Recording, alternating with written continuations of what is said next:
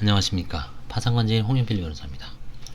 오늘은 채무자의 재산과 관련해서 경매 진행 중인 배당금 수령하고 그 다음에 상속 토지까지 매각하여서 이중으로 환가한 그런 사안을 한번 소개해 보겠습니다. 이 사안에서 이제 문제점은 채무자의 상속 재산이 시댁이 위치한 포천 지역의 토지입니다. 밭이었는데요. 남편이 사망으로 시댁과의 관계가 거의 단절되다시피 해서 그 인근의 매수자를 구하기가 용이지 않아 결국 포천 지역에 소재한 연고자를 물색하여 저가에 매도하였고요.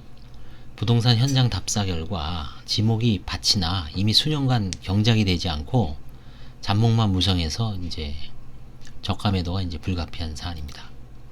그 다음에 이제 경매 중인 용인 지역 토지는 선행 근저당을 제외하고 1,500만원 정도가 남아 배당금 교부 신청 후 이제 배당을 했고요. 채무자가 이제 노래방을 운영했는데 모친에 대한 모친과의 어떤 금전 거래가 많아서 모친에 대한 강도 높은 조사가 진행되자 거의 수개월간 잠적을 했습니다. 관제인이 출석 요구에 응하지 않고 면책 신청을 취하하려고 하는 거를 채무자를 겨우 설득을 했습니다. 취하하더라도 면책은 받지 못하고 청산 절차는 지속되어 환가는 당하고 면책은 못 받는 불이익이 있을 수 있음을 설득을 해서 결국은 사건을 완료했고요. 최근 환가 진행이 불가피합니다. 이를 회피하려고 신청 대리인들이 면책 취하로 도피하는 경향에 대해서는 지금은 좀 많이 줄어들었습니다. 근데 이 2012년까지만 해도 사건 초기에 관제인이 직접 대리인 내지 신청 실무자들에게 아주 고지를 엄청 자세하게 해줬어요. 지금은 아예 재판장이 못을 박죠. 그 자리에서 취하를 받습니다. 그럼 간혹 저희 단독 203하고 213 단독 보통 한 달에 한 160에서 170건 정도 선고하는데 한 명 정도는 선고를 안 받겠다고 취하하는 사람이 있습니다.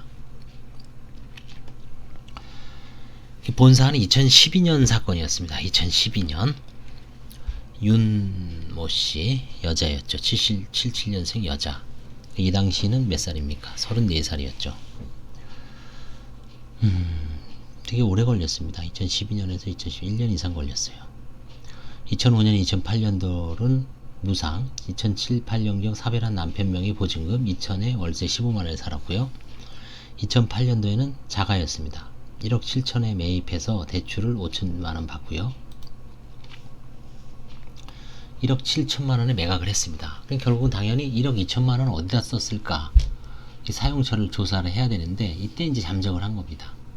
그래서 이제 2008년 9년도에는 모친 김모 씨의 임대차 보증금 1억. 이 1억이 이 돈에서 간 걸로 보여져서 이제 조사를 했죠. 2010에서 현재까지 무상으로 이제 거주하고 있는데 이 3억을 어머니가 매수했습니다. 대출은 1억 9천이고 1억은 모친 자금으로. 채무자는 2007년도에는 주민자치센터 격리였고요. 그 다음에 주로 이제 격리로 쭉 근무했습니다. 건설에서. 그 다음에 2010년도에는 이제 노래방을 한 1년, 2년 정도 운영했습니다. 노래방을. 채무자는 2006년 배우자가 사망한 이후 가게를 책임지기 위해 취업, 사업 등을 하였으나 사업 실패, 생활비 부족으로 인해 부채가 발생했고요. 2007년도에 배우자와 사별을 했습니다.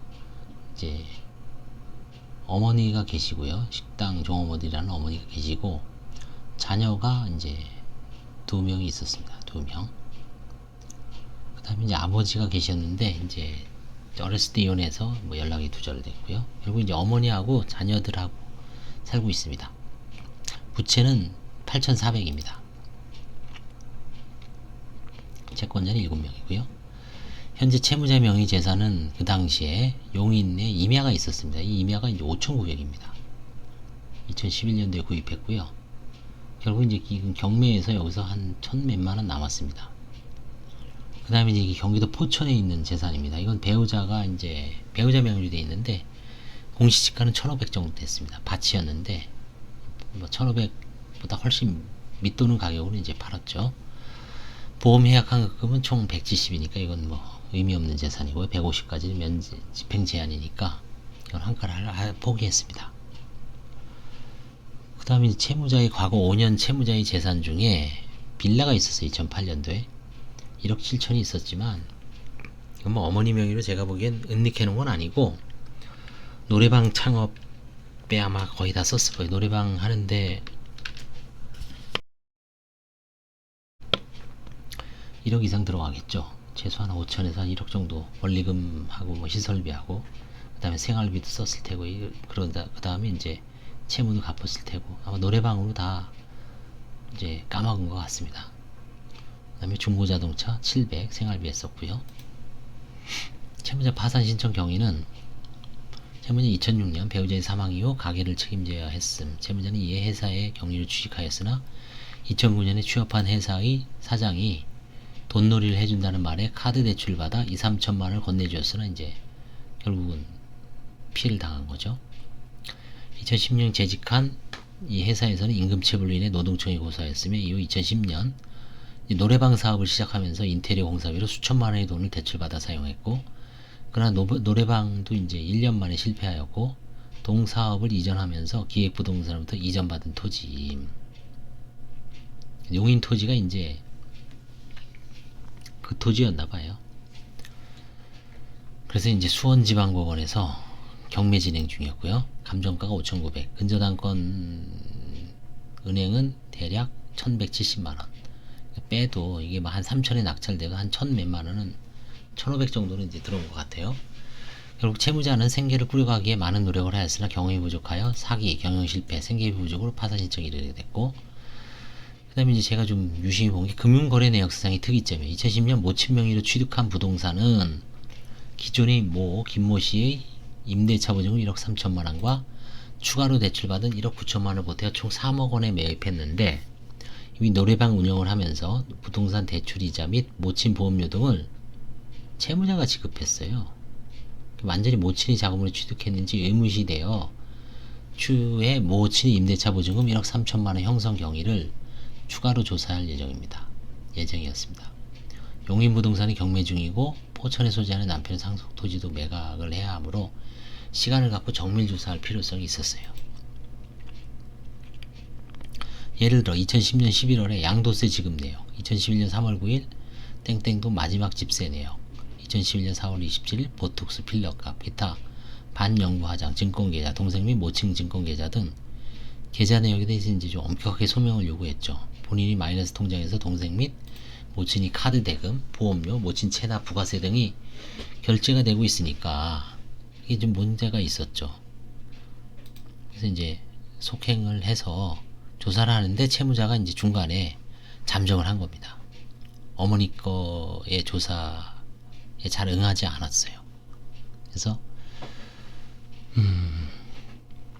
용인하고 이 이제 포천에 있는 토지를 해서 총 2,400만 원을 파산재단에 투입했고요. 그 다음에 이제 재단 채권 변제한 다음에 2천만 원은 채권자에게 이제 나눠줬죠. 그나마 7천 채권자 중에 한 20, 30%는 받아간 사안입니다.